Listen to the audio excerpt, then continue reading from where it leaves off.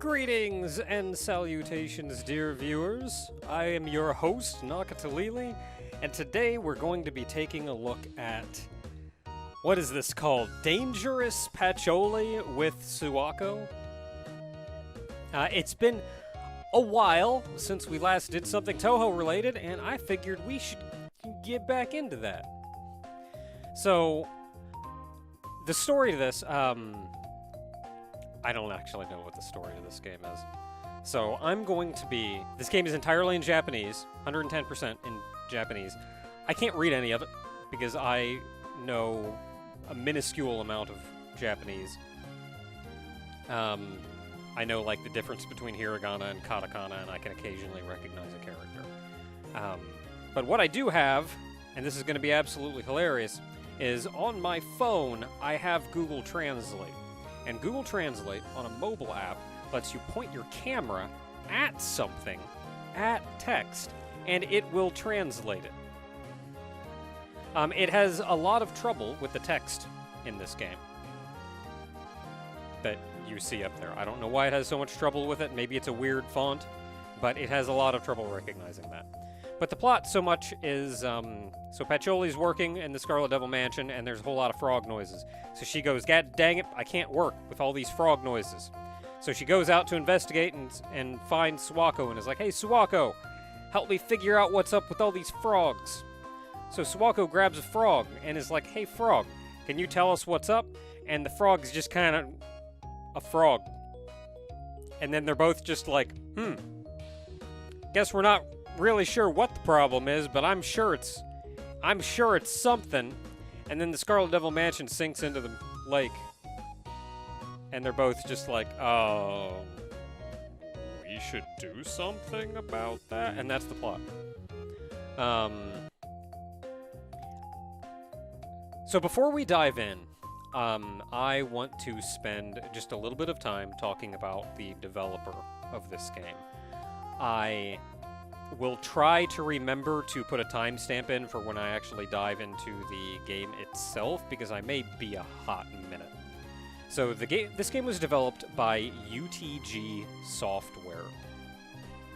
They made predominantly Toho fan games, and they were in business for something in the neighborhood of 5 years. They started back in 2009 as a Dojin developer. I don't know if they just kind of made these games as a hobby, or if they actually tried to make a proper business out of it. But that was in 2009. You can tell they're very early games. I actually want to show off all the games that they produced. Most of the games that they produced. But, you can tell their earliest games were rough as heck, barely put together. Like, just learning how to make things. But this game is actually the last game that they made in 2013, I think. So saith the copyright. And this game shows kind of the culmination of what they learned over all their time making games and all the improvements that they made. Like, this is actually kind of a solid piece of work. So, I say they shut down. And the website got taken down.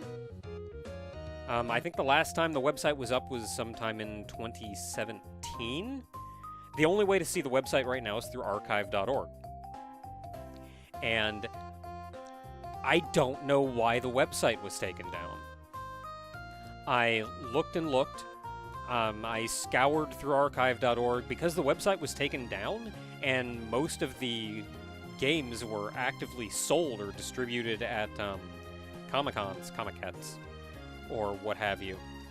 Even getting copies of their games anymore, well, his game, it's one developer, his games anymore is nearly impossible.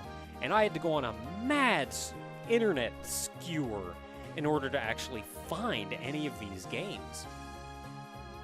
Thankfully, I've managed to find most of them. But, so as I said, the website was taken down in 2017. Or at least that's the last snapshot that archive.org has. And I don't know why. There were no blog posts, there was no news page on the website giving any information. And heaven help me, I looked, translated everything I could possibly translate, and I couldn't find anything. And for a while, I just gave up and said, like, I don't know what happened. I can't do it. That was a couple of years ago now, probably 2018. But in preparation to do this, I gave another dive in, and I did find the developer's Twitter account. He linked to his Twitter account, and I checked, and his Twitter account is still active. So I scoured his Twitter, which is 110% in Japanese, and I have no idea what he was saying at any given time. But I scoured his Twitter account for any information about what was going on, and I still couldn't find anything. The guy's completely distanced himself from game development to the extent that you couldn't tell that the guy ever made games. In fact, the only reason that I could even tell you for sure that that was the right Twitter account was that he had an image of, I think, Suwako as his avatar, and it was the same art style as in his games. Anymore, he mostly seems to spend his time playing Pokemon Go and Idolmaster.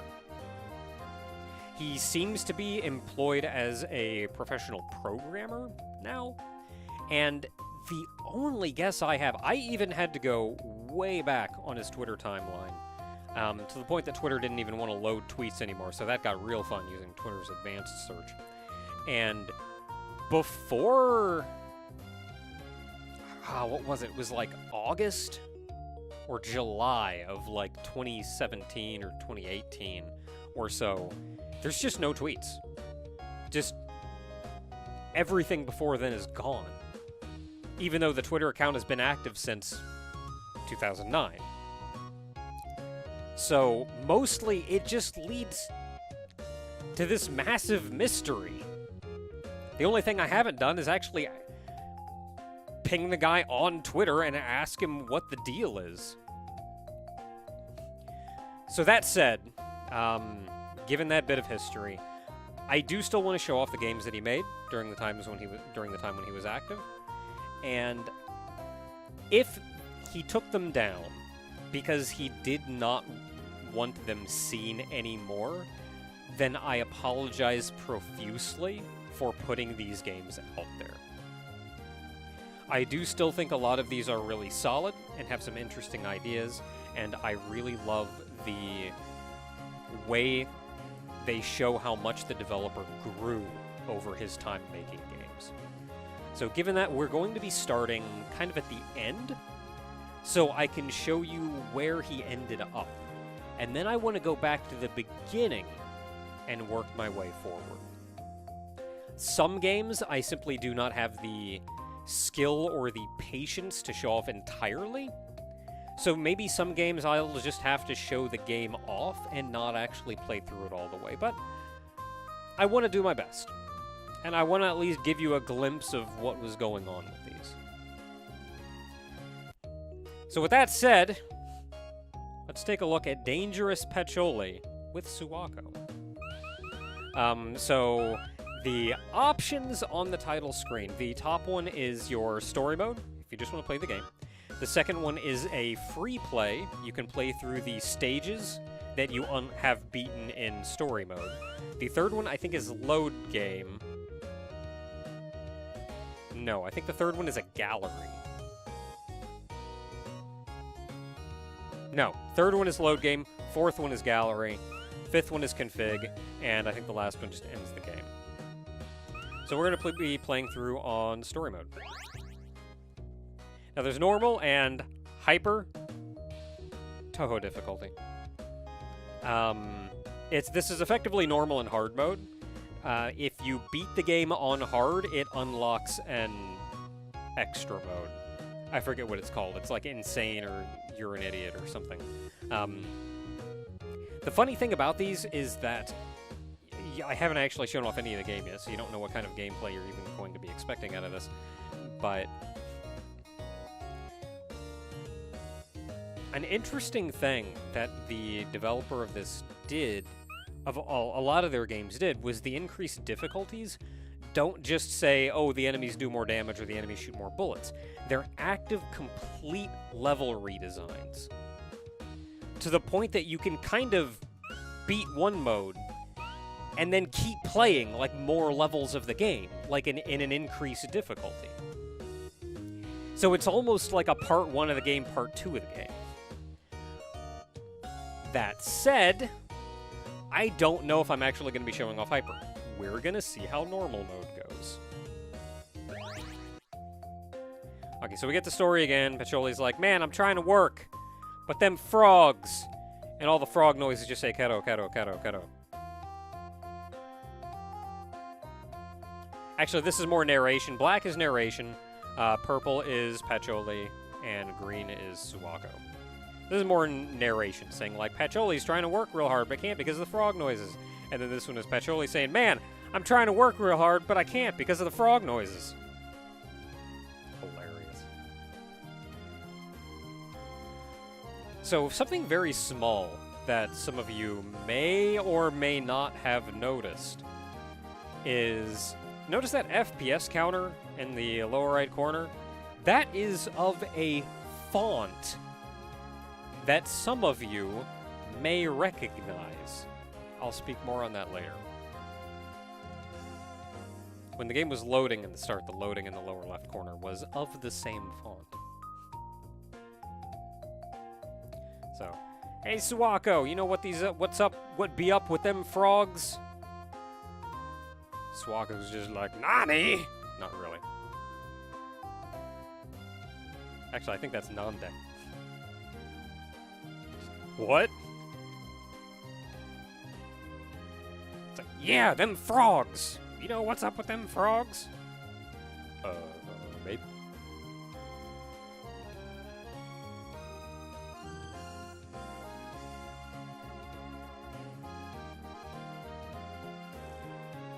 I think I can hit a button. There we go. You know what? I got an idea. Let's just go ask a frog. Hey, frog. What's up? And Patchouli's just like, I'm sorry, please help.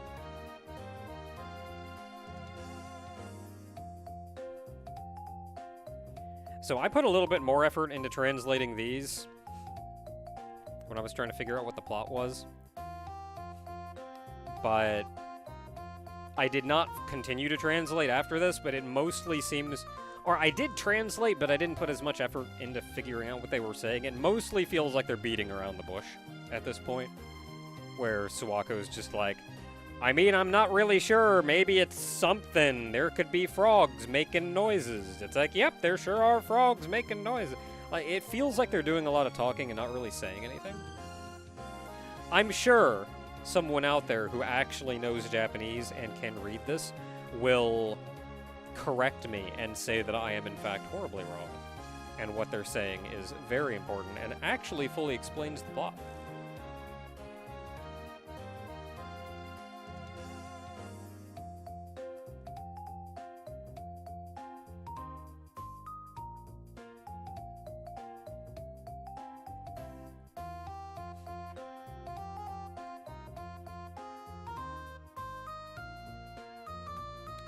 I'm gonna be honest, I kind of appreciate the low effort.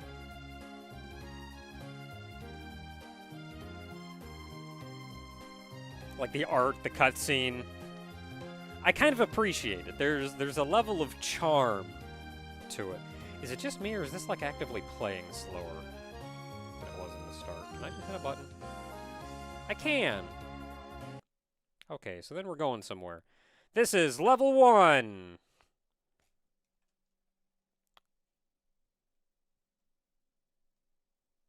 Red abandoned building.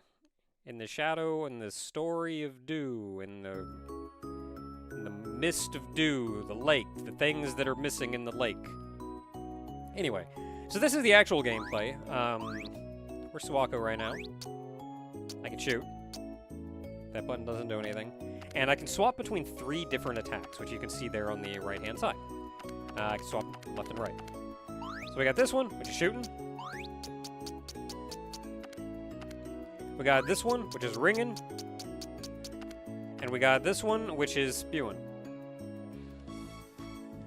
You can also duck, and if you duck and jump, do this, and jump even higher, straight out of Mario vs. Donkey Kong. One thing you'll notice about a lot of what UTG Software did was a lot of their games have overt references to other games or their reinterpretations of other games or something. And I guarantee you, that's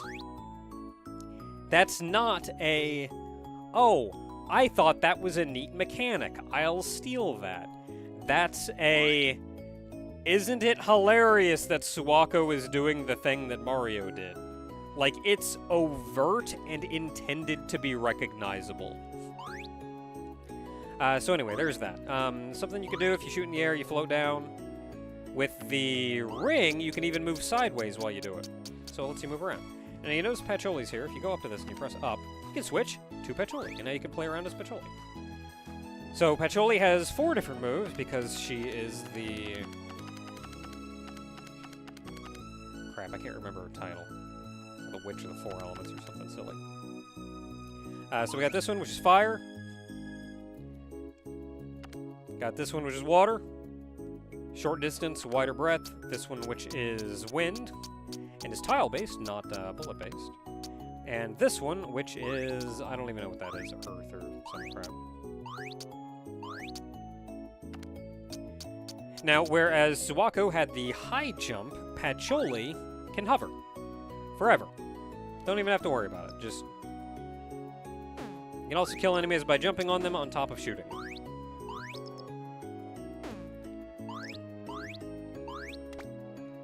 Find the little map, you get a map. You get to explore. The game is level-based, but each level is a little map to explore. It's actually real neat. There's also treasures to collect. That is one of 8 treasures. This pit is death. There are very pointy spikes at the bottom of it. And I like this pseudo 3D. Like, they're not trying to do anything fancy with the 3D. It's just enough. Just enough. Now, I don't know what you get for collecting all of these things, but I do see a 740 out of 8,000. So if we had the red key, we could go in there, which we do not. Hey, a red key. Okay, so the thing is, these are non-solid bullets. They're just energy pellets. These are solid bullets. Solid bullets can break blocks. Oh, I can control how far this thing goes out by how long I hold the button.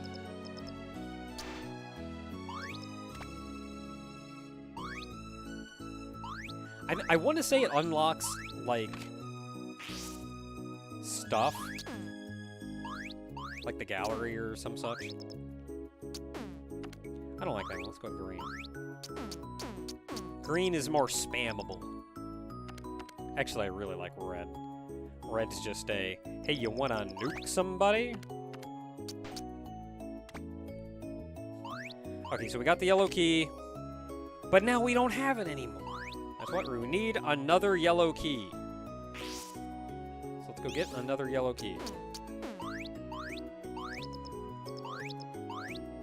I did it! I got another yellow key.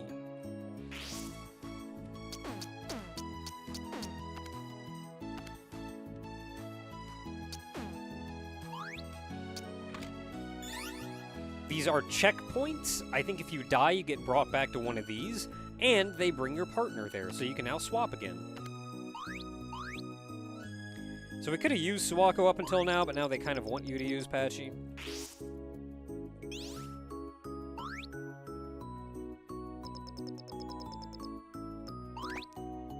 Because she can hover.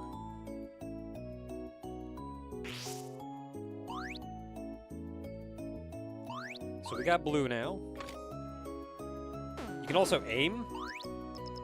Helpful.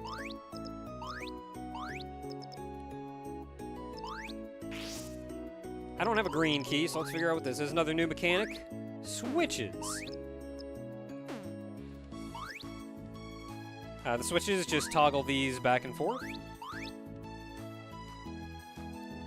actually don't want to go down there yet. I want to swap to green. Can I aim green down? I cannot. What is it? Blue, red, purple. East down, sure can.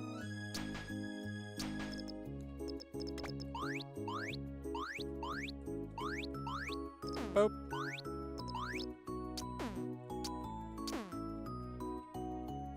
Okay, so that thing is through the spikes. But we can shoot through the spikes. Now that we can get a better look at these spikes, the same people who noticed something peculiar about the frame rate font may also notice something peculiar about the sprite used for those spikes. It's tiled diagonally and actually made 3D, so it's not as immediately recognizable. But you would be correct in recognizing them if you are in fact recognizing them.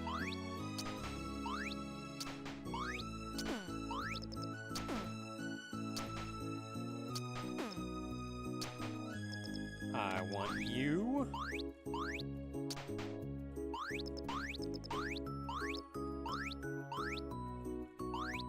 No, I want that. Give. Thank you.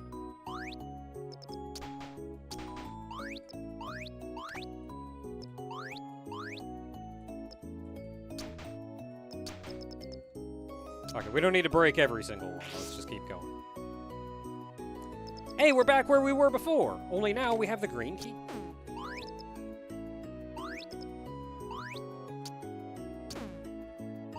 Only we don't have a red key.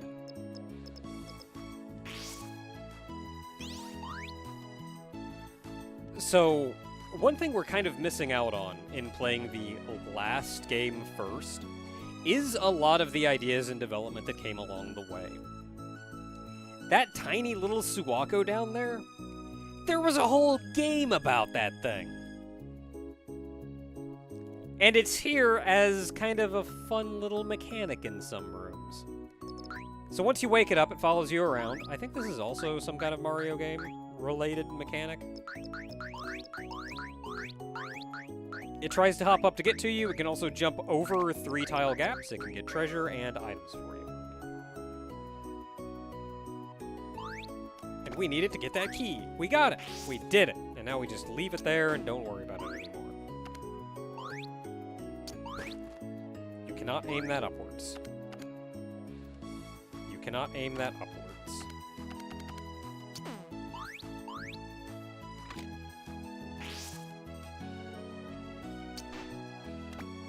There we go, 8 of 8. We've got all the points.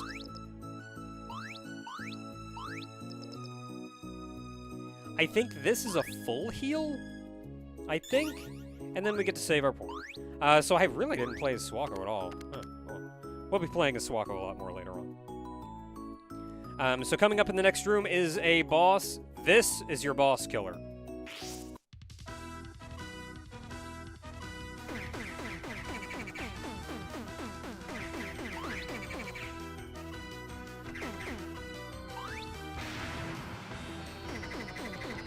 And of course it's going to be the lady in the lake.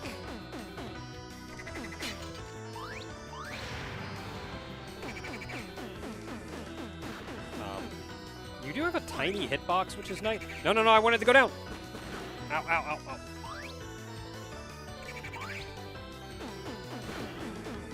Oh, I'm sad that hit me.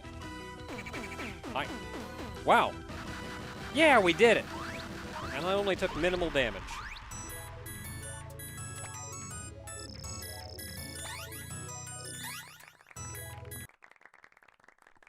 Oh no, I didn't have my translator ready. Where are we going? Level 2, what is it? It's not telling me. There is a lot of danger during the change of play. There are a lot of dangers of advancement. Thanks, Google Translate. You're a cool guy. So I've mentioned those references a couple times, between the spikes and the font in the corner. I do not know if this guy is simply a fan or is actually really good friends. But there are a number of assets and references from Platine Dispositive Games. The guy who made Bunny Must Die, which is one of my favorite games going. That spike graphic is Platine Dispositive. It was in Zangira, it was in Bunny Must Die. The font for the frame rate is the font that Platine Dispositive uses for that kind of system stuff like that, for a lot of little UI stuff. And it's not just little things like, oh, we took the spike texture. Like, friggin' Chelsea shows up in one of the UTG's games. I don't know if it's just them being big fans and going, Senpai, notice me! Or if it's like, they're actually good friends. Like, I do not know. I could gather so little information about this. And if anybody out there, granted, this is a pretty lesser-known developer, but if anybody out there knows anything, I'm willing to listen. Anyway, that was Stage 1. Until next time, everyone, when we tackle Stage 2.